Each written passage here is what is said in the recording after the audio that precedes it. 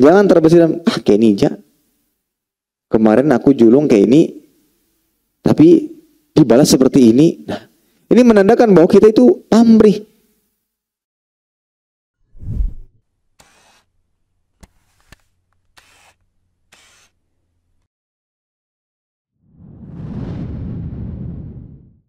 Bismillahirrahmanirrahim. Assalamualaikum warahmatullahi wabarakatuh. Bismillah, alhamdulillah, wassalatu wassalamu ala rasulillah wa ala alihi wa sahbihi wa man sara ala nahjihi wa istanna bisunnatihi ila yaumil qiyamati, amma ba'd. Para hadirin sekalian, kaum muslimin dan muslimat, wabil khusus ibu-ibu dan para akhwat rahimani wa rahmakumullah. Alhamdulillah, senantiasa kita panjatkan rasa syukur kepada Allah tabaraka wa ta'ala atas segala limpah nikmat dan karunia yang Allah berikan kepada kita. Salawat dan salam senantiasa selalu kita berikan kepada Nabi kita yang mulia, Nabi Muhammad sallallahu alaihi wasallam beserta kerabat beliau, para sahabat, dan orang-orang yang senantiasa terus-menerus berada di jalannya sampai hari kiamat kelak.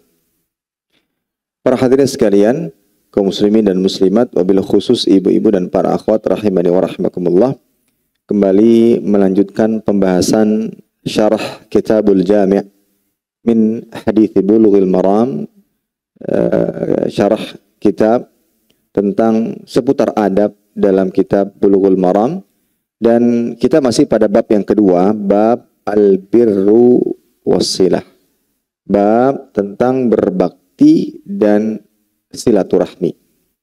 Dan pada pertemuan kali ini kita akan membahas hadis yang kelima tentang anjuran untuk menghormati tetangga. Anjuran untuk menghormati tetangga. Baik, kita baca terlebih dahulu hadisnya. Wa an Anasin radhiyallahu anhu 'anin Nabiy sallallahu alaihi wasallam qala walladhi nafsi biyadihi la yu'minu 'abdun hatta yuhibba li jarihi ma yuhibbu li nafsihi. Muttafaqun alaih. Artinya dari Anas radhiyallahu taala anhu, dari Rasulullah sallallahu alaihi wasallam, beliau bersabda, demi Tuhan Rabb yang jiwaku berada di tangannya, tidaklah sempurna iman seorang hamba sampai ia menyukai bagi tetangganya kebaikan yang dia suka untuk dirinya. Hadis muttafaqun alaih, diriwayatkan oleh Imam Bukhari dan Muslim. Baik para hadirin rahimani wa rahmakumullah, tetangga adalah orang yang rumahnya atau tempat tinggalnya berdekatan dengan kita. Tetangga adalah seseorang yang rumahnya dan tempat tinggalnya berdekatan dengan kita atau sebelah menyebelah. Nah, itu definisi daripada tetangga. Kemudian ketika disebutkan kata tetangga, baik dalam hadis ini atau hadis yang lainnya, ini mencakup mukmin dan kafir, orang soleh dan tidak soleh.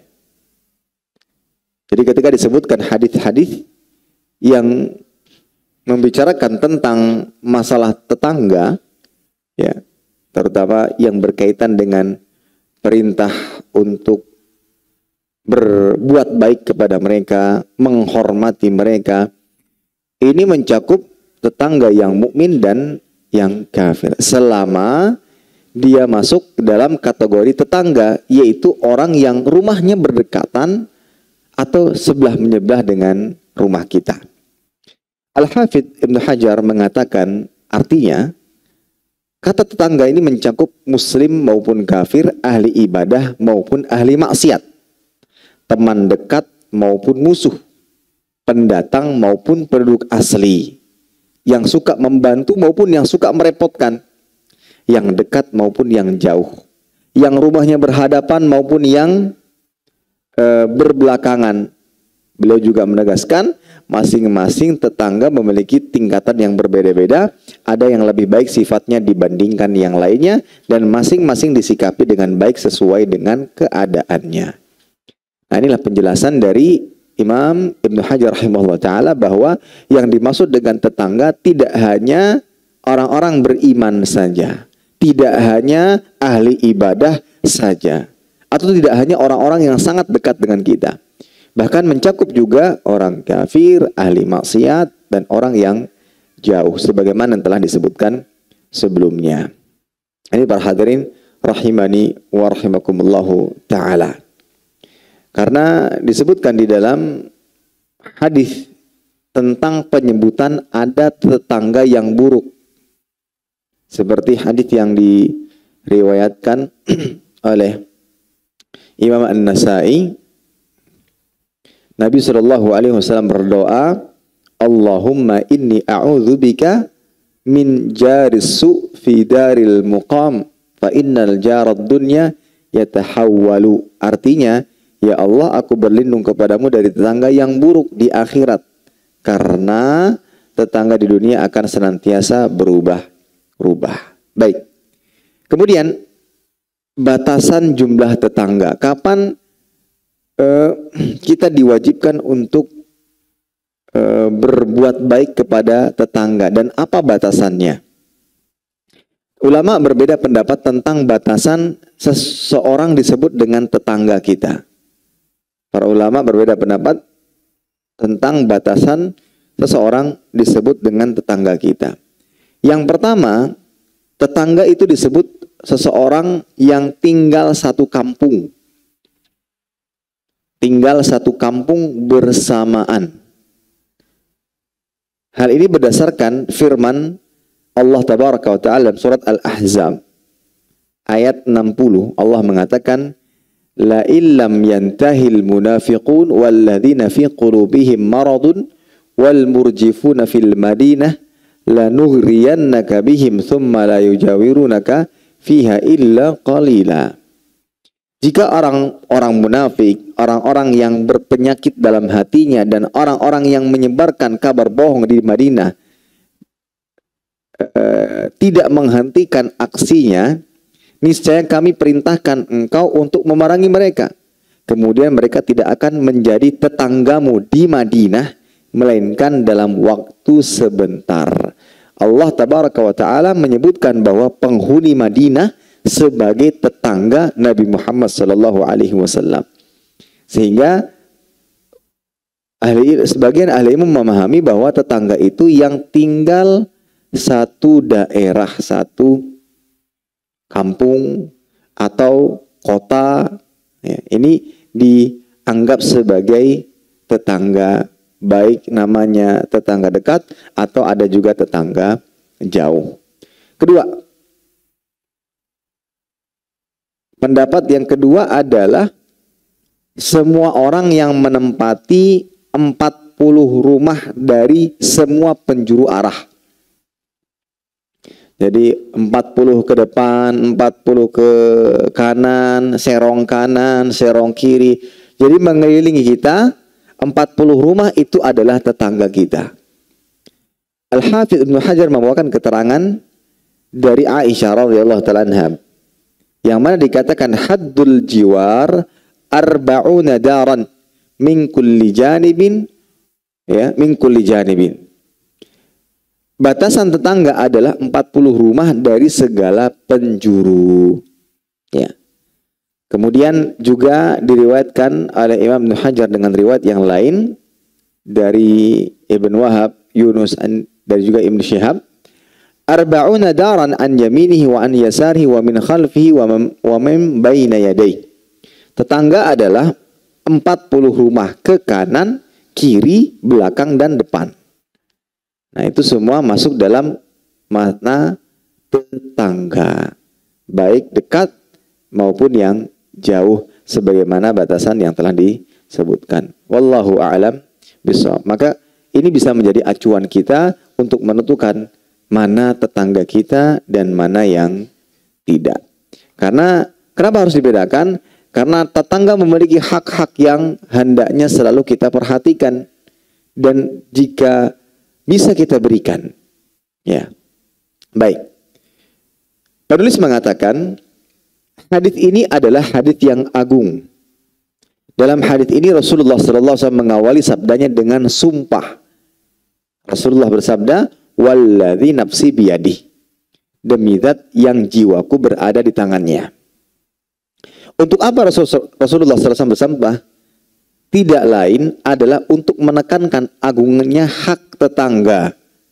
Bahkan Allah menyebutkan tentang tetangga ini dalam Al-Quran. Allah berfirman, wal jaril junubi. Dalam surat An-Nisa ayat 36. Baik. Hadis ini menunjukkan akan tegasnya perintah untuk mengagungkan tetangga, menghormati tetangga, dan berusaha untuk memenuhi hak mereka. Sampai-sampai Nabi Muhammad SAW sebelum menjelaskan bagian dari hak tetangga, beliau mengawali dengan sumpah, walladzi nafsi biyadih la yu'minu. Kemudian beliau mengatakan, tidak sempurna iman seorang hamba. Lihat, diawali dengan sumpah, kemudian disertai dengan penafian kesempurnaan iman seorang hamba. Hingga seorang hamba menyukai bagi tetangganya apa yang dia sukai bagi dirinya sendiri. Dan ini menunjukkan betapa agungnya hak-hak tetangga yang harus senantiasa kita berusaha untuk memenuhinya. Dan juga menjauhkan mereka dari segala macam gangguan yang bersumber dari diri kita. Yang disebutkan dalam Al-Quran, wal jaril junubi. Atau secara lengkapnya Allah Ta'ala mengatakan dalam surat An-Nisa ayat 36, wa'budullaha wa la tusyriku bihi syai'a wa bil walidaini ihsana wa bidhil qurba wal yatama wal masakin wal jaril dzil qurba wal jaril junubi was sahibi bil jambi wa banis sabil wa ma malakat aymanukum innallaha la yuhibbu man kana mukhtalan fakhura. Artinya beribadahlah kepada Allah dan jangan menyekutukannya dengan sesuatu apapun. Ini perintah untuk mentauhidkan Allah dan juga untuk tidak menyekutukannya dengan sesuatu apapun. Kemudian perintah ini disandingkan dengan berbuat baik, atau berbuat baik disandingkan dengan perintah untuk tidak menyekutukan Allah dan mentauhidkan Allah. Berbuat baik kepada siapa saja? Pertama, kepada kedua orang tua, kerabat, anak yatim, orang miskin, tetangga atau kerabat dekat, dan tetangga atau kerabat jauh, rekan perjalanan, ibnu sabil, dan kepada budak yang kalian miliki. Sungguhnya Allah tidak menyukai orang yang sombong dan membanggakan apa yang dia miliki. Nah, disebutkan dalam ayat ini perintah untuk berbuat baik kepada tetangga yang disandingkan dengan perintah untuk hanya beribadah kepada Allah dan tidak boleh menyekutukannya. Dan sekali lagi ini menunjukkan betapa anggungnya hak tetangga untuk dipenuhi. Dan kita wajib untuk menghormati tetangga-tetangga yang ada di sekitar kita. Imam Al-Qurtubi menjelaskan, oleh karena itu kata beliau, bersikap baiklah kepada tetangga. Dan bersikap baik kepada tetangga adalah salah suatu hal yang diperintahkan dan ditekankan, baik dia seorang muslim maupun kafir, dan itulah pendapat yang benar. Sebagaimana telah dijelaskan tadi perkataan dari Ibnu Hajar, bahwa tetangga yang dimaksud baik di dalam Al-Quran, sebagaimana telah dibacakan, ataupun hadits Nabi SAW, itu mencakup mukmin atau kafir. Kebetulan tetangga di sebelah kanan kita bukan seorang muslim. Tetangga sebelah kiri kita bukan seorang muslim. Maka karena mereka adalah tetangga, mereka memiliki hak-hak yang harus kita penuhi. Tidak boleh diganggu, tidak boleh diusik. Meskipun dengan mengeraskan bacaan atau suara murattal Al-Quran atau yang semisalnya.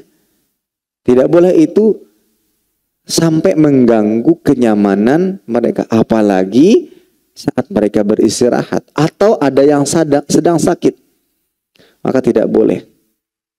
Nah, namun tentunya ada batasan-batasan yang harus diperhatikan.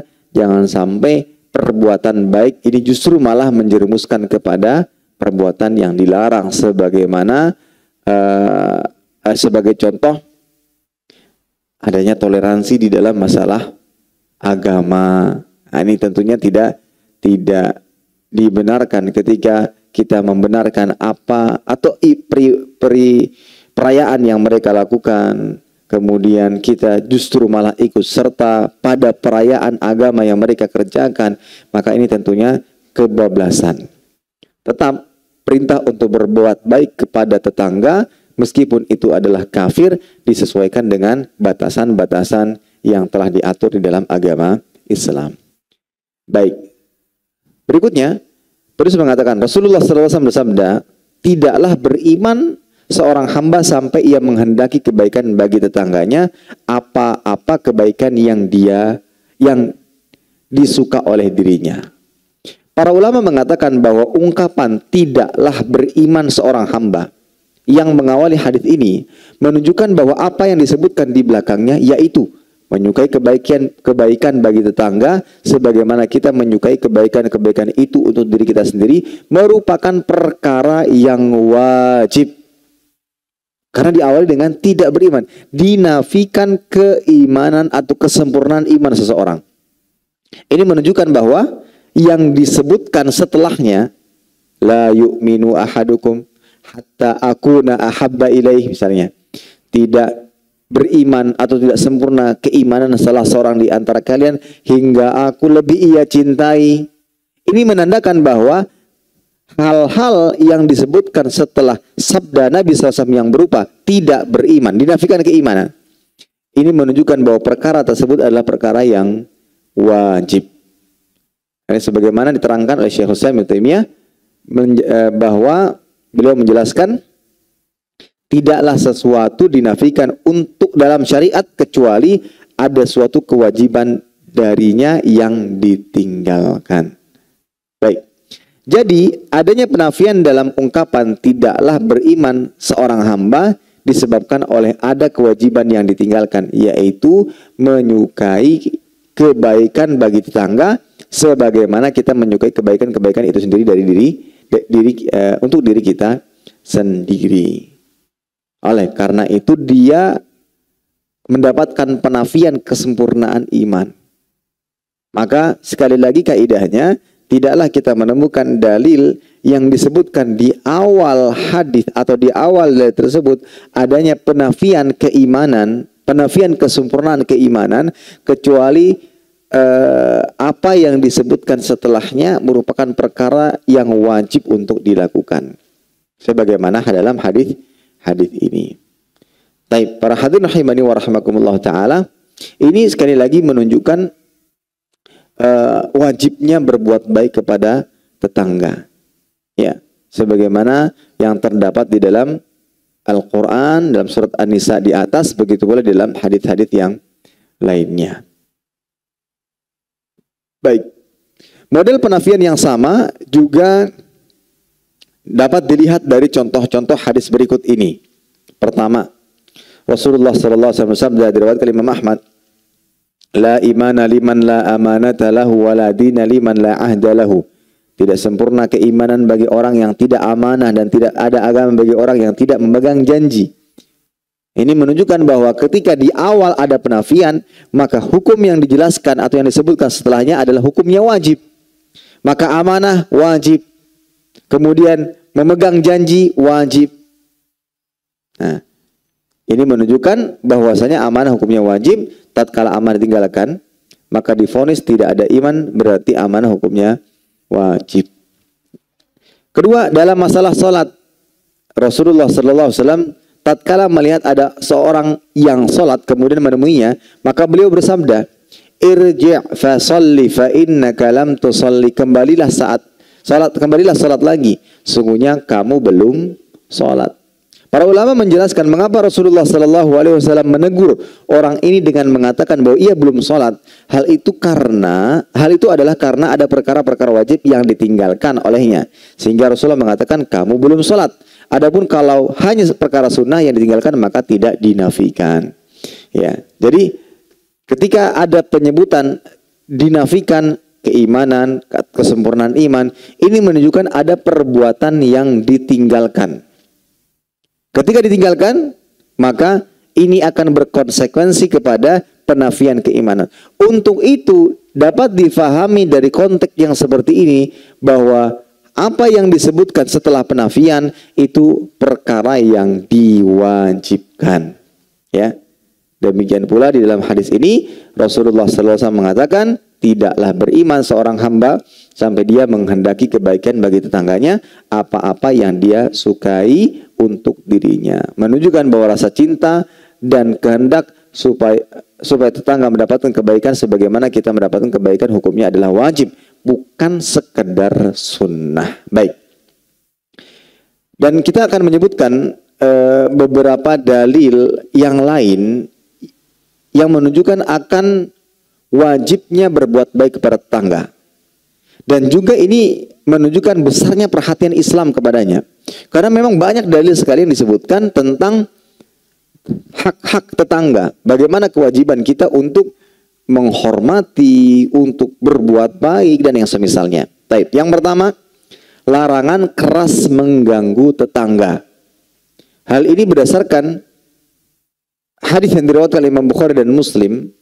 Rasulullah sallallahu alaihi wasallam bersabda, "La yadkhulul jannata man la ya'man jaruhu bawa'iqahu." Tidak akan masuk surga orang yang tetangganya tidak merasa aman dari gangguannya. Dan sekali lagi, tetangga ini maksud pencakup muslim maupun kafir, ahli ibadah ataupun ahli maksiat. Maka jangan sampai tetangga kita merasa tidak aman. Ini dosa besar. Kenapa? Karena diancam dengan siksaan neraka jahanam. Sebagaimana kita tahu bahwa sebuah dosa yang disandarkan kepada murka, laknat, siksa neraka, ini menunjukkan bahwa dosa ini adalah dosa besar. Termasuk diantaranya mengganggu tetangga. Hati-hati yang punya kebiasaan-kebiasaan tertentu yang ia kerjakan di rumah. Meskipun misalnya dengan memutar kajian. Ketika diputar itu kan baik. Namun ketika diputar terlalu kencang menyebabkan suara keluar rumah sehingga membuat tetangga terganggu dengannya karena mungkin ada yang sakit, perlu istirahat atau ada kegiatan yang lain yang perlu fokus dan perlu ketenangan, dan ia terganggu dengan apa yang kita lakukan, maka pada saat itu kita berdosa dan terancam sebagaimana hadisnya, la yadkhulul jannata man la ya'man jaruhu bawa'iqahu. Tidak akan masuk surga orang yang tetangganya tidak merasa aman dari gangguannya.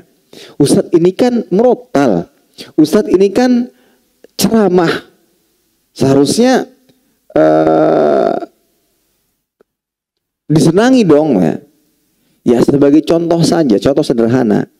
Kita sakit, kemudian ada yang membaca Al-Quran dengan suara yang begitu nyaring di telinga kita. Apakah pada saat itu ketika kita, mohon maaf saya mau tidur dulu istirahat, apakah ini menunjukkan bahwa saya nggak suka dengan bacaan Al-Quran? Maka jawabannya tidak. Ini bukan karena Al-Qurannya, tapi karena cara kita itu tidak tepat dan tidak sesuai dengan kondisi yang tepat. Gitu. Bukan karena, mohon maaf ulun mau istirahat, bisa latihan membaca Al-Quran mungkin di luar saja misalnya. Itu bukan berarti menunjukkan, oh pian ini kada suka dengar Al-Quran lah. Bukan seperti itu, karena memang kondisi sedang butuh istirahat, sedang sakit. Ya, sebagai contoh lain ketika ada yang sakit ingin memaksakan diri ke masjid, kemudian dikatakan mending pian istirahat aja. Bukan berarti dia tidak mau ke masjid karena tidak suka dengan masjid dan tidak suka dengan masjid ilmu, karena memang keadaannya sedang perlu istirahat. Maka begitu pula dengan yang lainnya. Ya, bukan justru malah dikencangi biar setan lari semua, biar semua gini, semua nggak bisa. Mereka punya hak untuk bisa istirahat. Mereka punya aktivitas, mereka memerlukan ketenangan. Maka ya berikanlah masing-masing sesuai dengan haknya. Kita menghormati mereka sebagaimana kita inginkan agar mereka menghormati kita. Ya. Maka jangan sampai justru malah paling balas-balasan. Dan ingat, ini hadis ini menunjukkan larangan keras bagi perbuatan mengganggu tetangga, diancam dengan neraka jahanam wal iyadzubillah, ya.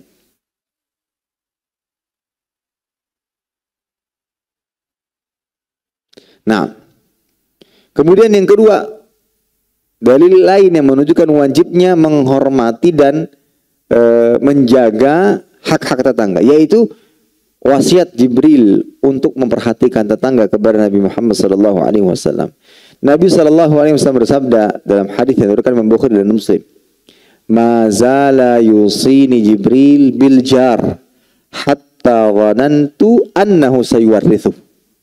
Jibril selalu berpesan kepadaku untuk berbuat baik kepada tetangga sampai-sampai aku mengira tetangga akan ditetapkan sebagai ahli waris. Ya, padahal kita tahu bahwa tetangga bukan ahli waris.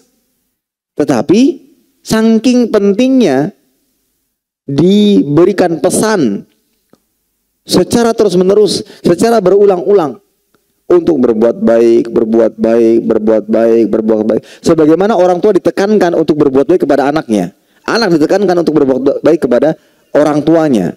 Gitu. Saking pentingnya. Ya. Seakan-akan dia seperti menjadi ahli waris. Dan ini mencakup muslim dan kafir. Kita harus berbuat baik kepada mereka. Kita harus berbuat baik kepada mereka, tidak mengganggu mereka. Ketika memang kita tidak bisa memberikan sesuatu, minimalnya tidak mengganggu. Minimalnya tidak mengganggu, tidak mengusik dengan aktivitas yang kita lakukan. Tapi ada kadangkala sesuatu yang di luar kendali, misal anak nangis keras dan sepertinya terdengar sampai luar. Alangkah lebih baik ketika Anda bertamu dan menyampaikan, "Pak, Bu Ulun mohon maaf, kadang sepertinya pian terganggu dengan suara tangisan anak Ulun. Mohon maaf sekali." Itu lebih baik lagi. Ya. Kita meminta kerelaan dan keridhaan. Ya, karena mungkin tangisan anak nggak bisa dikecilin. Nggak ada volumenya masalahnya. Itu besar kecilin. Kita berusaha menenangkan. Tapi mungkin dia kadang nangis tiba-tiba jam 12, jam 2 malam. Kita datang dan meminta maaf. Kita menjelaskan keadaan yang ada. Insya Allah mudah-mudahan akan dimaklumi. Ini salah satu usaha dan upaya kita untuk menjaga hak mereka. Baik. Yang ketiga, bentuk kewajiban menghormat tetangga adalah bahwa mengganggu tetangga penyebab mendapatkan laknat. Penyebab mendapatkan laknat. Dikisahkan oleh Abu Hurairah radhiyallahu taala anhu, ada seseorang yang mengadu kepada Nabi Muhammad SAW tentang kezaliman yang dilakukan oleh tetangganya. Setiap kali orang ini mengadu, selalu dinasihatkan untuk bersabar. Ya. Ini dilakukan sampai 3 kali. Sampai pengaduan yang keempat, Nabi SAW memberikan solusi berupa itrah mata'aka fit tariq. Letakkan semua isi rumahmu di pinggir jalan. Maka orang ini pun melakukannya. Maka setiap orang melewati orang tersebut, mereka bertanya, "Apa yang terjadi kepadamu sampai kamu keluarkan isi rumahmu?" Maka dia menjawab, "Tetanggaku menggangguku." Mendengar jawaban ini, orang-orang yang lewat mengucapkan, "Semoga Allah melaknatnya." Sampai akhirnya tetangga pengganggu itu datang dan menghibah, "Masukkan kembali barangmu, demi Allah saya tidak akan mengganggumu selama-lamanya." Jadi seakan-akan perbuatan ini mengundang untuk dilaknat gitu. Mengundang agar dilaknat. Itulah yang dilakukan. Jadi dia mengeluarkan barang-barangnya. Akhirnya setiap yang lewat mengetahui bahwa tetangga ini luar biasa mengganggunya, banyak mendapatkan doa-doa tersebut. Ya. Mendapatkan doa-doa yang tidak baik untuk dirinya. Ya. Ini seakan-akan dia seperti membuka peluang untuk mendapatkan laknat dari orang lain. Mendapatkan doa-doa yang buruk dari orang lain. Maka jangan mengganggu. Jangan salahkan orang lain yang merasa terzalimi, yang pada akhirnya mengucapkan hal-hal yang tidak, doa yang tidak baik untuk dirinya. Karena dia penyebabnya. Nah ini. Jadi yang ketiga, mengganggu tetangga seperti mengundang ya untuk mendapatkan laknat. Nah, kemudian yang keempat yang menunjukkan wajibnya berbuat baik kepada tetangga, haramnya berbuat buruk kepada mereka adalah yaitu adanya Ya, bisa dikatakan anjuran, wasiat dari Nabi Muhammad SAW untuk selalu semangat dalam berbagi kepada tetangga. Sampai hal-hal kecil ini pun diperhatikan di dalam Islam. Abu Dzar mengatakan, sungguhnya Khalil kasihku mewasiatkan kepadaku, "Idza tabakhta maraqan fa'aqtir ma'ahu thumma anzur ahlal baiti min jiranika fa'asibhum minha bima'ruf." Apabila kamu memasak, perbanyaklah kuahnya. Kemudian perhatikan penghuni rumah tanggamu dan berikanlah sebagian masakan itu kepada mereka dengan baik. Hadis diriwayatkan oleh Imam Muslim. Ini motivasi agar saling berbagi satu sama lain. Dan bukan berarti yang diberi kuahnya saja, enggak. Ya. Masak banyak, kata Rasul, banyaki kuahnya. Ini kuahnya kesampian, dagingnya kada dikasih. Enggak, maksudnya ya saling berbagi. Meskipun sedikit, ya isi-isinya sedikit, tapi secara kuahnya banyak itu. Ya, yang dengannya bisa diambil manfaat, dicampur nasi hangat, nyaman benar.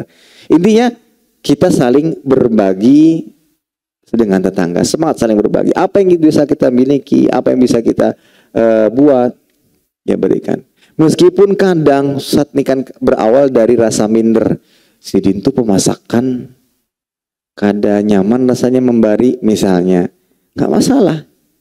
Anggap saja kita masak dan kita berikan untuk dinilai. Kasih, mohon penilaiannya sambil bergayaan. Tapi kita saling berbagi. Itu yang membuat semakin erat persahabatan kita dengan sesama tetangga. Lihat, dalam hal ini saja Nabi SAW perhatikan sampai mewasiatkan hal tersebut. Tujuannya apa? Agar selalu tercipta ukhuwah, ya, terutama antar tetangga. Hadirin rahimani wa rahimakumullah. Berbicara tentang masalah ukhuwah, sedikit melenceng. Ukhuwah, tali persaudaraan atas dasar keimanan, sebagaimana disebutkan dalam banyak hadis. Al-muslimu akhul muslim, seorang muslim saudara bagi yang lain. Begitu pula mukminah, al-muslimah, saudara bagi yang lain. Ketahuilah, persaudaraan atas dasar keimanan itu jauh lebih kuat dibandingkan persaudaraan dengan dasar ikatan darah atau nasab. Ya, persaudaraan atas dasar keimanan, ketakwaan itu jauh lebih kuat dibandingkan persaudaraan yang lain. Kenapa? Survei membuktikan kejadian-kejadian yang terjadi, ya, peristiwa yang terjadi menunjukkan bahwa ada perselisihan antara kakak beradik memperebutkan harta. Ada lagi paman kepada keponakan memperebutkan kekuasaan dan kedudukan. Misalkan ada perusahaan keluarga. Padahal mereka ini saudara, senasab, sekandungan. Tapi itulah yang terjadi. Namun berbeda dengan ukhuwah Islamiyah, tali persaudaraan satu sama lain. Ini sangat kuat. Karena yang mengikat mereka keimanan. Orang yang beriman tahu nggak boleh mengganggu. Orang beriman tahu tidak boleh mencelakai, tidak boleh mencaci maki. Orang iman tahu hendaknya berbuat baik kepada yang lainnya, ya, mengucapkan kalimat-kalimat yang baik. Keimanan inilah yang mengikat mereka untuk selalu menjaga hak-hak orang lain, selalu memberikan hak-haknya dan menjalankan kewajibannya. Nah itu. Terlebih lagi dibarengi dengan ketika dia adalah saudara kandungnya, tambah kuat lagi. Dan juga terlebih lagi ketika dia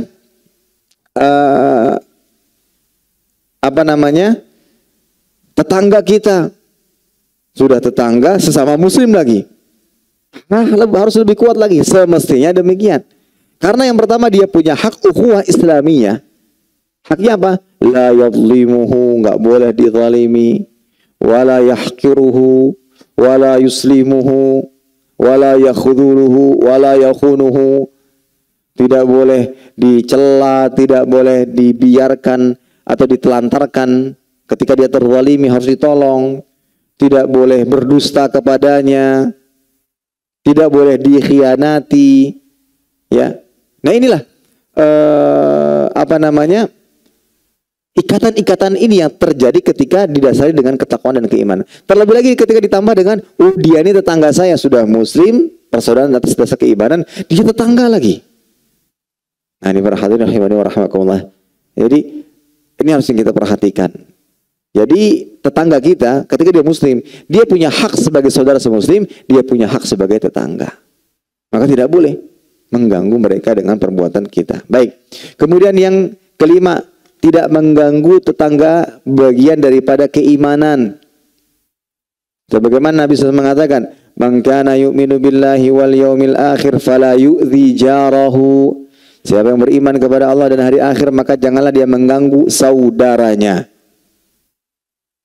Kemudian Nabi SAW menjelaskan, tidak ada istilah sedikit atau banyak dalam mengganggu tetangga.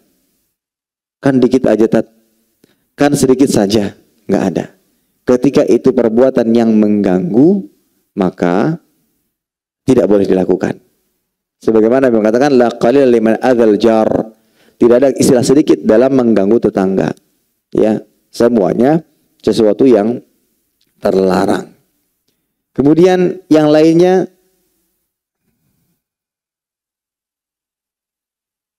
bersikap baik kepada tetangga, tanda seorang muslim sejati. Nabi SAW berpesan, kun wari'an takun a'badan nas, wa kun qani'an takun ashkaran nas, wa ahibba lil insani ma tuhibbu li nafsik, takun mu'minan wa ahsin jiwara man jawaraka takun musliman. Jadilah orang yang wara', kamu akan menjadi manusia ahli ibadah. Jadilah orang yang qana'ah, kamu akan menjadi orang yang paling rajin bersyukur. Berikan yang terbaik untuk orang lain sebagaimana kamu memberikan yang terbaik untuk dirimu sendiri. Niscaya kamu menjadi mukmin yang sejati. Bersikaplah yang baik kepada tetangga, kamu akan menjadi muslim yang sejati. Ya. Jadi menjaga atau menghormat tetangga menjadi penyebab seorang hamba menjadi seorang muslim mukmin yang sejati. Kemudian juga ada perintah untuk tidak membiarkan dan menelantarkan tetangga dalam keadaan kelaparan. Sebagaimana ditunjukkan dalam hadis Nabi Shallallahu Alaihi Wasallam diriwayatkan oleh Imam Abu Ya'la dalam musnadnya, "Laisal mu'minu alladhi yashba'u wa jaruhu ja'iun ila janbihi." Bukan seorang mukmin sejati ketika dia kenyang sementara tetangga di sampingnya kelaparan. Sampai-sampai ia harus meminta-minta. Sampai-sampai ia harus datang dan mengetuk pintu dan mengatakan, ada beras lah, ulun minta 2 muk saja untuk bisa bertahan selama 2 hari. Ini menunjukkan ketidakpekaan tetangga terhadap tetangga yang di sebelahnya. Padahal dia muslim. Muslim yang seharusnya punya ikatan persaudaraan yang lebih kuat dibandingkan yang lain. Itu keimanan. Dia tetangga kita, sebelah rumah kita. Tapi kita tidak tahu keadaan bahwa dia tidak memiliki makanan. Ya. Atau kita tidak mau tahu bahwa dia membutuhkan bantuan. Kadang ada memang orang-orang yang meskipun dalam keadaan sulit, dia tetap bertahan dengan keadaan tersebut. Tidak mau meminta bantuan kepada manusia. Nah, ini yang kita dituntut darinya adalah kita yang bertanya, gimana keadaan pian? Semoga sehat. Kadang pertanyaan-pertanyaan yang mungkin di kita itu seperti basa-basi, tapi itu memiliki makna yang dalam, menunjukkan sebuah perhatian. Ketemu, misalkan di antara ibu-ibu, "Assalamualaikum Bu, gimana keadaan pian? Bagaimana keluarga pian? Mudah-mudahan sehat semuanya." Alhamdulillah semua sehat. Gitu. Semoga Allah memudahkan urusan pian. Ucapan-ucapan yang seperti ini tuh sangat ringan, meskipun sebagian mengarang basa-basi. Tapi itu memiliki makna yang dalam. Di samping menunjukkan perhatian, di sini ada doa yang bisa kita ucapkan. Ketika dia merasa bahwa ini orang yang tepat untuk bisa saya tanyakan pendapatnya. Gimana keadaan pian? Alhamdulillah secara umum sih baik-baik saja. Cuma ulun ada satu kendala. Kendala apa Bu? Jadi gini ceritanya, nih suami ulun qadarullah di PHK. Jadi saat ini sedang mencari pekerjaan. Nah, kira-kira mungkin suami ibu punya kenalan Akhirnya apa? Terbuka. Berawal dari perhatian-perhatian yang kita berikan. Ini bagaimana kepekaan antar persaudaraan. Terlebih lagi dia seorang muslim atau muslimah. Dan dia tetangga lagi. Ya. Berawal dari pertanyaan seperti itu. Nanti kan kadang keluar rumah sambil nyapu-nyapu tanya, Bu gimana kabarnya, sehat? Gimana anak-anak sehat semua Bu ya? Gitu. Hal-hal yang biasa. Jangan sampai nanya-nanya yang harus, yang nggak pantas nanya, Bu gimana, beras masih ada Bu? Ya nggak usah ditanya. Beras masih ada Bu? Masih ada? Nggak usah. Tanya gimana keadaannya. Nanti ketika dia rasa ini waktu yang tepat untuk bercerita, terlebih lagi dia adalah orang yang nyaman untuk diajak bicara, nah, maka dia akan bercerita. Ya, meskipun tidak dengan bentuk seperti meminta-minta, tidak. Nah, ini para hadirin rahimani wa rahimakumullah. Jangan biarkan tetangga yang ada di samping kita ya dalam keadaan lapar, sementara kita bisa terus makan dengan kenyang setiap harinya. Tapi hendaklah kita saling berbagi satu dengan lain, terutama kepada tetangga-tetangga kita. Syekh Albani mengatakan, wa fil hadits dalilun wadhihun ala annahu yuhram al-jar al-ghani ay yada'a jaradahu ja'in. Wa yajibu alayhi an yaqaddima ilayhim ma yadfa'una bihi al-ju' wa kadzalika ma yaktasuna bihi in kanu uratan wa nahwi dzalika min ad-daruriyat. Dalam hadis ini terdapat dalil yang tegas bahwa haram bagi orang yang kaya untuk membiarkan tetangganya dalam kondisi lapar. Karena itu dia wajib memberikan makanan kepada tetangganya yang cukup untuk mengenyangkannya. Demikian pula ia wajib memberikan pakaian kepada tetangganya jika mereka tidak memiliki pakaian. Dan seterusnya berlaku untuk semua kebutuhan pokok tetangga. Ya. Tapi sesuai dengan kemampuan kita. Atau paling tidak kita bisa mencarikan bantuan yang lainnya. Sebagai perpanjangan tangan dari beliau misalnya. Seperti itu. Kemudian juga di antara bentuk saling menghargai dan menghormat tangga, ini penting, adanya larangan meremehkan pemberian tetangga meskipun kelihatannya kurang berarti. Ya. Kadang mungkin ya secara nominal, secara besaran, secara kualitas kurang. Tapi bisa jadi di balik itu semua dia ada usaha. Dia mungkin kurang tapi masih tetap bisa memberikan sesuatu kepada kita. Ya. Jangan terbesit kayak ninja. Kemarin aku julung kayak ini, tapi dibalas seperti ini. Nah, ini menandakan bahwa kita itu pamrih, ingin balasan dari apa yang telah kita berikan. Ini nggak benar, nggak ikhlas berarti. Nah, kita dilarang untuk meremehkan. Ya, disebutkan dalam hadis Nabi SAW bersabda, la nisa al muslimat la tahkiranna jaratun li jaratiha walau sina syatin. Wahai para muslimah, para wanita muslimah, janganlah satu tetangga meremehkan pemberian tetangga yang lainnya meskipun hanya kikil yang tak berdaging. Dikasih sop tulang. Ya, tapi tulangnya aja misalnya. Tulang dan kuah. Sayuran nggak ada. Jangan pernah meremehkan itu semua. Jangan-jangan di rumahnya tidak ada tulangnya, hanya kuahnya saja. Sebagai bentuk menghargai tetangganya, tulangnya diberikan kepada tetangganya. Kita nggak tahu. Tapi masih ada keinginan untuk memberikan atau saling berbagi kepada tetangga. Kemudian misalkan diberikan wadainya cuma dikasih 2. Satu bungkus 2. 2 aja kah? Jangan-jangan di rumahnya tinggal 1. Dia hanya bawa 3. 1 mau diberikan kepada anaknya, 2 diberikan kepada tangganya. Bisa saja kita nggak tahu. Maka jangan pernah meremehkan pemberian orang lain. Ini para hadirin rahimani wa rahimakumullah ta'ala. Ya. Apa yang diberikan kepada kita, yang kita hargai adalah usahanya. Usaha dia membelikan, usaha dia membungkuskan, usaha dia mengantarkan, menghargai perhatiannya kepada kita. Dia ingat, oh saya punya tetangga. Saya punya tetangga. Dia punya hak. Saya harus berikan. Ya. Misalkan kita pergi ke mana? Keluar kota misalkan. Keluar kota.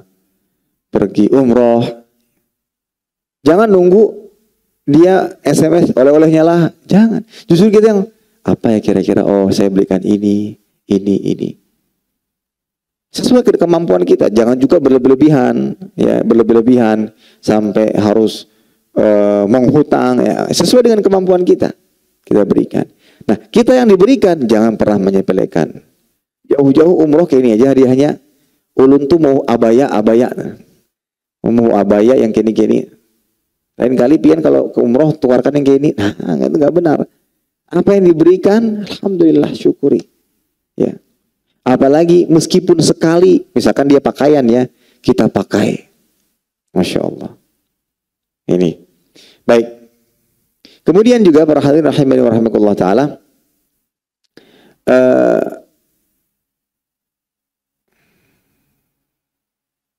nah, menyakiti tetangga ini merupakan sebab masuk neraka. Disebutkan dalam sebuah riwayat, ya, ada seorang yang melapor kepada Nabi Muhammad SAW, mengisahkan tentang seorang wanita yang rajin sholat, rajin sedekah, rajin puasa. Namun dia suka menyakiti tetangga dengan lisannya. Maka Nabi mengatakan, dia masuk neraka. Kemudian bertanya lagi, ada seorang wanita dikenal dengan jarang puasa sunnah, jarang sholat sunnah, ya, ia bersedekah dengan sedekah yang sedikit, namun dia tidak pernah menyakiti tetangganya. Maka Nabi mengatakan, dia ahli surga. Ini menandakan bahwa amal-amal ibadah tadi itu ternyata tidak bisa mengangkat ini tidak bisa meninggikan derajatnya disebabkan karena dia menzalimi orang lain. Dan bisa saja kebaikan-kebaikan yang selama ini dia kumpulkan itu dipindahkan kepada orang yang dia zalimi dengan lisannya, tetangga-tetangganya. Kelak pada hari kiamat, yang mana keadilan pasti akan ditegakkan. Dia yang beramal, orang lain yang mendapatkan pahalanya.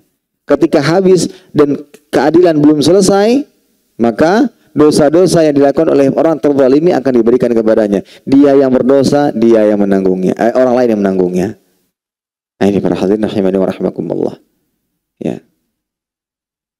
Nah, itulah beberapa hal yang menunjukkan betapa pentingnya berbuat baik kepada tangga. Tadi disebutkan bahwa batasan tangga itu berapa, sampai 40 rumah ya, disebutkan dalam riwayat dari Aisyah dan yang lainnya.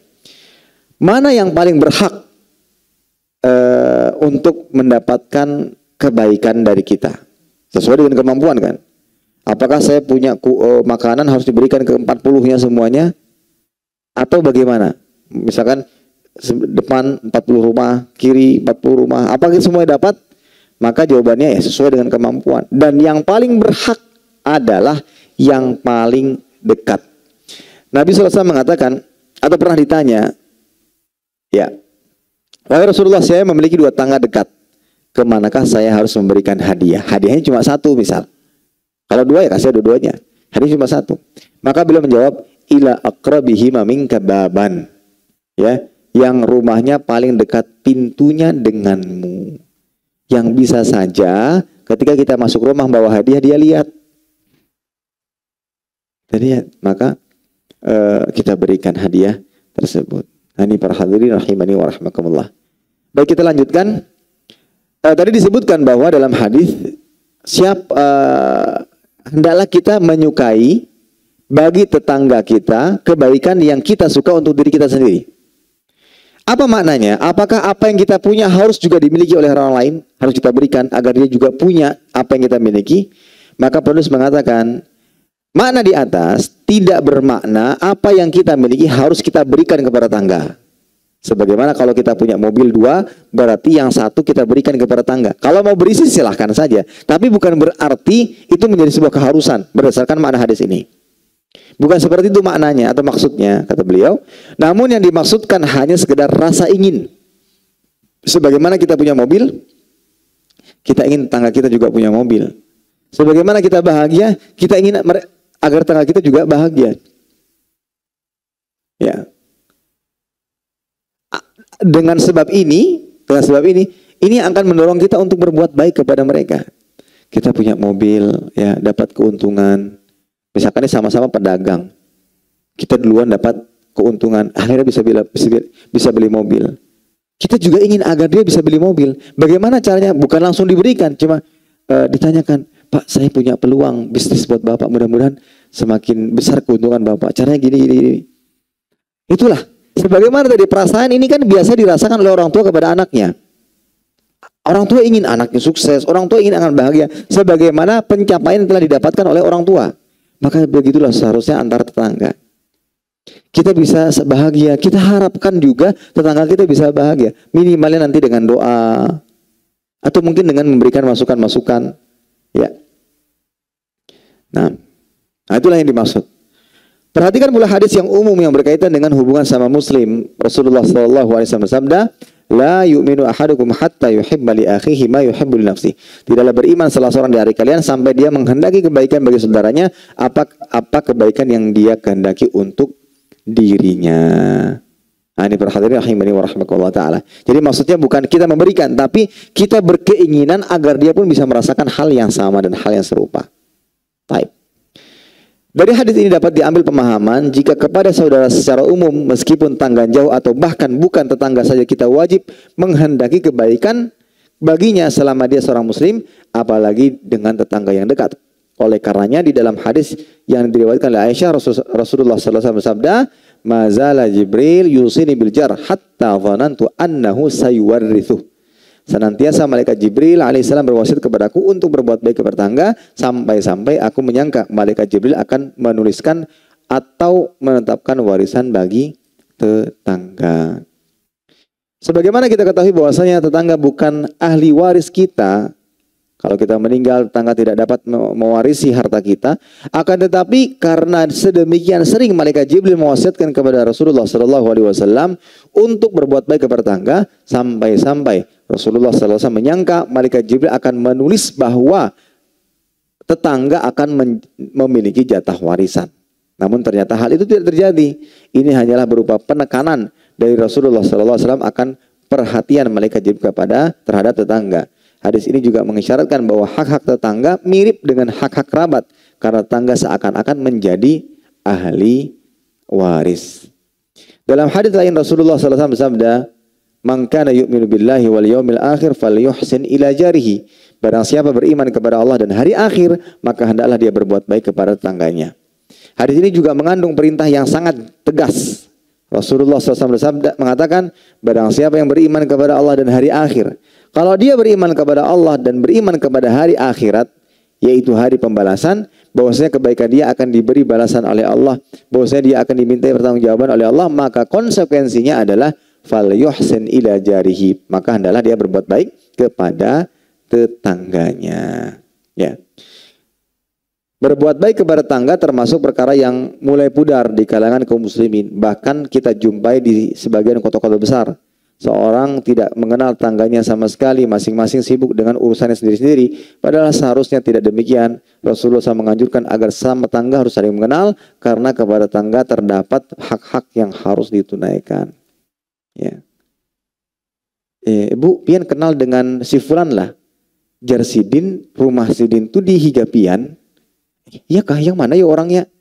Padahal memang bersebelahan, tapi karena mungkin terlalu sibuk, mungkin juga rumahnya terlalu memiliki pagar yang begitu tinggi, yang sama sekali tidak ada sosial yang dilakukan antar dirinya dengan tetangga yang ada di sekitarnya. Kalau terjadi apa-apa, tetangga tidak akan tahu. Karena yang pertama kali menjadi orang yang terdepan untuk membantu kita, bahkan bisa jadi sebelum anak-anak kita, sebelum orang atau keluarga terdekat kita, yang pertama kali membantu yaitu tetangga kita, maka berbuat baiklah kepada mereka.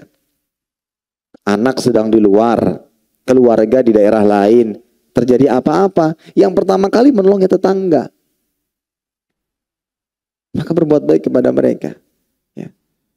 Nah, untuk itu ini tips juga, sebelum mencari rumah, ya, sebelum mencari tempat komplek tempat tinggal, ya, cari, tanya-tanya mana lingkungan yang nyaman, ya, mana lingkungan yang baik, ya.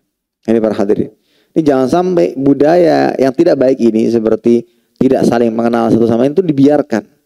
Nah, seharusnya kita bisa hidup berdamai dan berdampingan. Karena hak tetangga itu mencakup muslim, kafir, ahli ibadah atau ahli maksiat. Semua. Kita tidak membenarkan kemaksiatannya, kita tidak membenarkan kekafirannya, kita tidak ikut-ikutan pada kemaksiatan yang ia lakukan. Tapi ada hak-haknya sebagai tetangga. Tidak boleh diganggu. Tidak boleh dikata-katai dengan kata-kata yang kasar. Gitu. Kita berbuat baik kepadanya sebatas aturan syariat. Ketika dia mengundang kita untuk mengikuti acara yang tidak dibenarkan, mohon maaf, ulun nggak bisa ikut. Kita sampaikan dengan baik, kita jelaskan dengan baik. Misalkan ada undangan-undangan untuk acara-acara yang tidak sesuai dengan aturan agama, kita sampaikan, mohon maaf ibu, bapak, kami sekeluarga tidak bisa hadir. Mungkin bisa kita jelaskan secara umum bahwa kita punya kegiatan, ya kegiatan apa kayak misalkan kita mau keluar karena memang ini. Atau mungkin dijelaskan secara jelas, mohon maaf bu, kami mungkin kedepannya tidak perlu diundang. Tapi mungkin sudah ada mukadimah sebelumnya. Dengan kalimat-kalimat dan kata-kata yang baik pula. Ya. Mohon maaf bu, itu acara mungkar. Mungkar hendak datang. Ya orang tersinggung nanti. Ya. Dia nggak tahu apa-apa, dia belum tahu ilmunya. Tiba-tiba kita katakan mungkar. Selama ini yang dia tahu itu adalah ibadah. Kita belum ada mukadimah, belum ada apa-apa, langsung disampaikan demikian. Harus bertahap, perlahan gitu. Mungkin bisa, mohon maaf, ulun nggak bisa datang, nggak bisa hadir. Gitu. Nanti lama-lama mungkin dia akan bertanya. Karena kita memiliki hubungan baik, mungkin lama-lama dia akan penasaran. Dia mulai akan bertanya.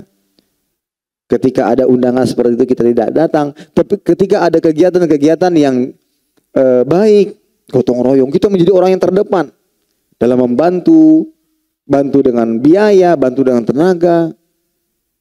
Ya, memang ada kejadian seperti itu. Dia kalau dimintai macam-macam, yang ada acara kegiatan macam-macam, nggak mau datang dan nggak mau memberikan apa-apa. Tapi kalau ada kegiatan sosial yang paling banyak kasih, akhirnya orang paham. Oh, itu. Ini bukan karena pelit, ini bukan karena sombong. Berarti ada keyakinan yang dia pegang. Orang memaklumi. Bahkan ada mungkin yang penasaran, mulai bertanya, dan kita menjadi penyebab dakwah ini tersebar. Nah, ini berhadir rahimani wa rahmakumullah. Dalam bertetangga kita harus berhati-hati dan kembalikan kepada apa yang diajarkan di dalam Islam. Terdapat ikhtilaf di antara para ulama tentang siapa sajakah yang termasuk tetangga. Sebagai ulama mengatakan tetangga adalah orang yang sering saling bertemu di masjid, satu masjid. Artinya semakin dekat seorang tetangga semakin tinggi haknya. Tetangga yang pintunya paling dekat dengan pintu rumah kita memiliki hak yang paling tinggi untuk ditunaikan hak-haknya. Seperti hak untuk dikunjungi atau diziarahi, hak untuk dijemput ketika sakit, hak untuk diakrabi, hak untuk berbagi makanan dan lain-lain.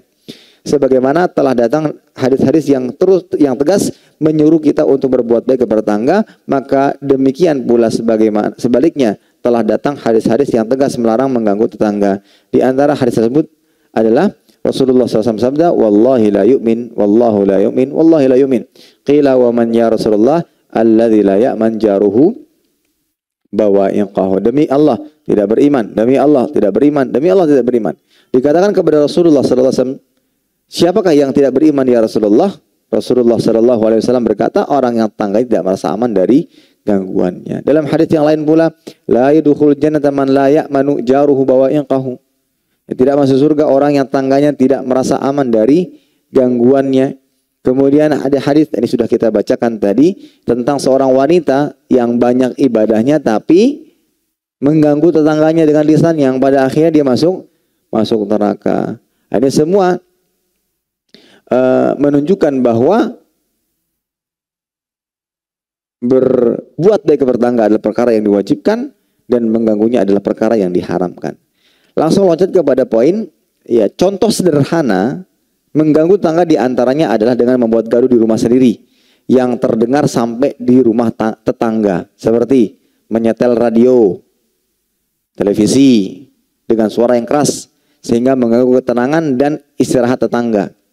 Saluran air bocor sehingga masuk ke lingkungan rumah tetangga, tidak segera membuang sampah dari halaman sehingga baunya sampai ke rumah tetangga lain. Ya. Semua itu dilarang dan bertentangan dengan hadis-hadis yang mulia. Ini bau, misalkan ada bau apa gitu.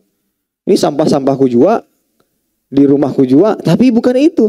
Baunya kemana-mana. Itu juga harus kita perhatikan. Ya. Contoh tadi menyetel sesuatu. Aku nyetel di rumah juga, TV-TV ku juga, ya. Listrik-listrikku juga. Nah, kadang itulah keegoisan. Akhirnya dia mengucapkan hal-hal demikian. Ya. Nah, ini juga harus diperhatikan. Dengan demikian, berbuat baik kepada tetangga bukan hanya berarti tidak mengganggu mereka, tapi juga tidak bertindak aktif untuk memberikan kebaikan kepada mereka. Nah nih, jadi berbuat baik kepada tetangga bukan hanya sekedar tidak mengganggu, tapi bertindak aktif ya untuk memberikan kebaikan kepada mereka. Misalnya dengan berbagi makanan, jika kita memasak dan lain-lain yang akan membuat tetangga kita bahagia dan nyaman hidup berdampingan dengan kita.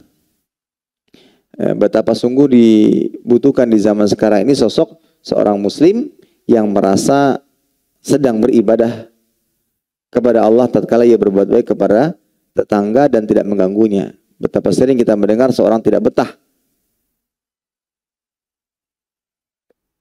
tinggal di kampungnya karena bertangga dengan tetangga-tetangga yang buruk.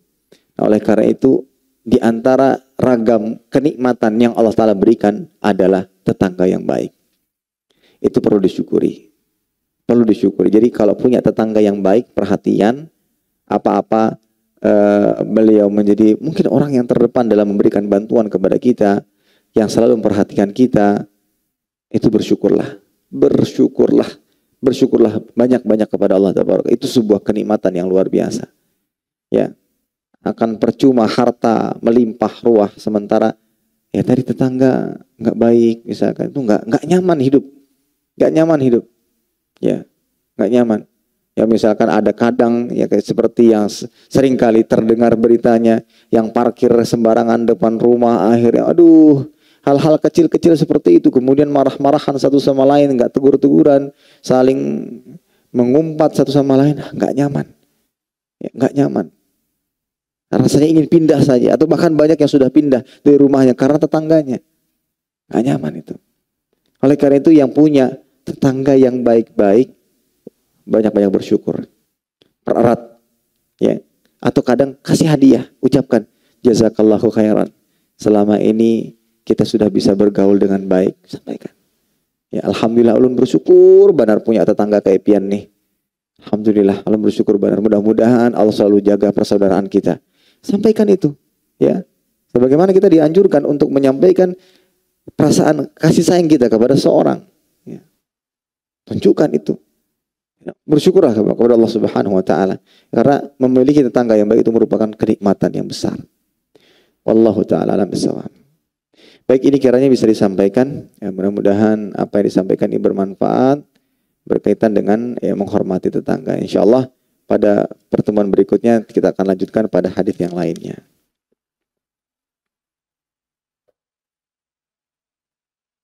Bismillah, izin bertanya Ustadz, bagaimana menyikapi tetangga yang selalu hasad atau iri kepada kita? Syukran jazakumullahu khairan. Ya tentunya kita bersabar menghadapi tetangga-tetangga yang seperti itu. Dan lebih baiknya jangan balas keirian atau kedengkian mereka dengan hal yang serupa. Kita berharap balasan kebaikan yang kita berikan itu sebagai bentuk obat lah untuk untuk menyembuhkan penyakit irinya. Dia selalu iri, dia selalu dengki misalkan, tapi selalu kita tanggapi dengan baik. Dan nantinya akan ada saatnya dia akan lelah dengan keirian dan kedengkian. Dan tahulah, iri dengki itu sesuatu yang melelahkan. Iri dengki itu sesuatu yang melelahkan. Itu kan menguras pikiran, selalu memikirkannya, bahkan mungkin akan menyebabkannya lupa makan, misalnya gitu. Yang diinginkan adalah agar kita juga merasakan hal yang sama. Untuk itu gak usah terlalu kalau bahasa kita diherani, gak usah terlalu diherani. Bersabar, doakan kebaikan, ya. Sikapi dengan sesuatu yang baik. Insya Allah Ta'ala ada hati kecil yang nantinya akan merubah dirinya, ya. Akan ada hati kecil yang nantinya akan merubah dirinya menjadi lebih baik lagi. Selama ini tidak sampai kepada sikap kezaliman yang harus mencelakai, ya kita bersabar saja, bersabar saja. Kecuali memang sudah ada tindak kejahatan, ya kita menuntut keadilan misalkan. Ya, kalau sampai ada tindak kejahatan, karena memang tadi dengki itu bisa membawa pelakunya kepada sesuatu yang lebih besar sampai mengganggu secara fisik bahkan. Ya, selama tidak sampai situ, ya kita berharap untuk secara bersabar, sikapi dengan baik. Dan jika memang bisa, kita bisa nasihati, atau mungkin ini salah satu solusi juga, kita datangi, kita sampaikan baik-baik, mohon maaf, ulun merasa sepertinya ada sesuatu yang perlu diperbaiki dalam hubungan kita dalam bertetangga ini. Kira-kira adakah kesalahan ulun yang bisa ulun perbaiki? Mudah-mudahan dengan sebab ini hubungan kita semakin baik. Itu lebih baik lagi. Itu menunjukkan kita tuh berwibawa gitu. Nah, itu menunjukkan berwibawa, dan itulah akhlak yang diajarkan di dalam agama. Luar biasa sekali itu. Ya. Kadang justru dia membuat dia malu. Dan juga salah satu cara lain, kasih dia hadiah gitu, kasih dia hadiah. Hadiah, Bu, ini silahkan. Padahal dia iri, dikasih hadiah. Nanti lama-lama luluh. Apalagi manusia itu al-insan abdul ihsan. Manusia itu hamba diperlakukan dengan baik. Maksudnya ketika selalu sering dikasih, itu membuatnya baik. Bisa jadi dia menjadi orang yang paling membela kita nantinya.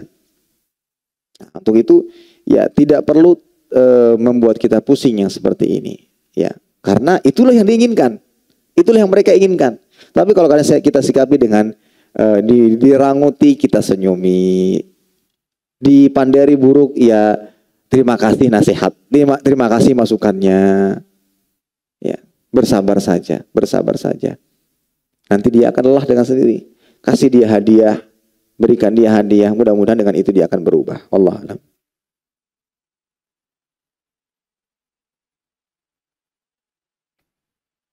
Ustaz, bagaimana sikap kita kalau punya tangga yang suka ngumpul-ngumpul terus, ketawa-ketawa bahkan sampai waktu sholat pun tidak sholat? Bismillahirrahmanirrahim. Wassalatu wassalamu. Tentunya itu perbuatan tidak baik. Itu contoh perbuatan yang tidak baik. Kumpul-kumpul, tertawa terlalu nyaring yang menyebabkan akan mengganggu orang-orang yang ada di sekitarnya. Itu contoh perbuatan yang tidak baik. Terlebih lagi ini sampai meninggalkan sholat. Nah, kita tahu betapa besarnya dosa meninggalkan sholat. Bagaimana sikap kita? Hampir sama tadi. Hampir sama. Ini sama ketika kita merasa terzalimi. Yang pertama ya tentunya bersabar terlebih dahulu. Tidak ada obat yang mujarab untuk menghadapi segala macam kondisi keadaan yang tidak mengenakan kecuali sikapi dengan sabar terlebih dahulu. Ya. Kemudian perlukah kita nasihati? Perlukah kita laporkan? Misalkan lihat maslahat dan madaratnya. Kalau seandainya cukup kita datangi dan sampaikan, mohon maaf Pak lah, ini kami perlu istirahat misalnya. Cara cukup dengan itu? Ya cukup. Ya. Misalnya ini lagi kumpul-kumpul, kita datang bawa wadai, Pak ini silahkan buat menemani kumpul-kumpul pian, tapi mohon maaf Pak lah, atau mohon maaf, ini di rumah sedang perlu istirahat. Mudah-mudahan pian bisa mengecilkan suaranya, tidak perlu sampai itu. Mereka merasa dihargai, diberi makan, mereka akan menghargai kita. Ya. Mereka akan menghargai kita. Kecuali kalau memang sudah keterlaluan, ya baru kita nanti bisa cari cara lain dengan mencari pihak ketiga yang bisa menertibkan gitu. Yang jelas semua harus dipertimbangkan antara maslahat dan madaratnya. Selagi masih bisa diselesaikan dengan cara yang baik, sifatnya kekeluargaan, dan itu juga salah satu bentuk perhatian kita kepada tetangga. Karena dalam hadis disebutkan, unsur akhaka zaliman aw madluman. Tolonglah saudaramu yang terzalimi dan yang menzalimi. Para sahabat heran nih. Kalau yang dizalimi, iya kita tolong. Lantas bagaimana dengan orang yang menzalimi? Kita tolong mereka dengan menasihati. Ketika tetangga kita membuat perbuatan yang seperti itu, ya, kita bisa menolong mereka dengan menasihati. Misalkan, ya tadi dengan muqaddimah dulu. Jangan datang ketok. Bisik-bisik. Sana. Ini akan menjadi apa? Ya menjadi semakin parah, tapi dengan tahapan. Kita datang, Assalamualaikum Pak, ini ada sedikit makanan, silahkan. Oh terima kasih lah, diam dulu. Besok lagi, Pak ini ada sedikit makanan. Besok-besok sedihin pas kita kasih makan nih, Pak ini ada makanan. Mohon maaf, di suara kami kenyaringan kah? Dia akan ngerasa sendiri nanti. Akan ngerasa sendiri. Mohon maaf lah, suaranya memang agak nyaring gitu. Oh gigi, lain kali kami kecili. Niatnya dikecil, ternyata malah nggak dinyala-nyalakan lagi karena menghormati tetangga.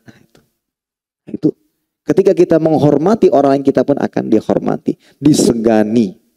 Wallahu alam. Demikian, mudah-mudahan bermanfaat. Kurang lebihnya mohon maaf. Kita tutup dengan doa kafaratul majlis. Subhanakallahumma bihamdika asyhadu an la ilaha illa anta astaghfiruka wa atubu ilaik. Wassalamualaikum warahmatullahi wabarakatuh.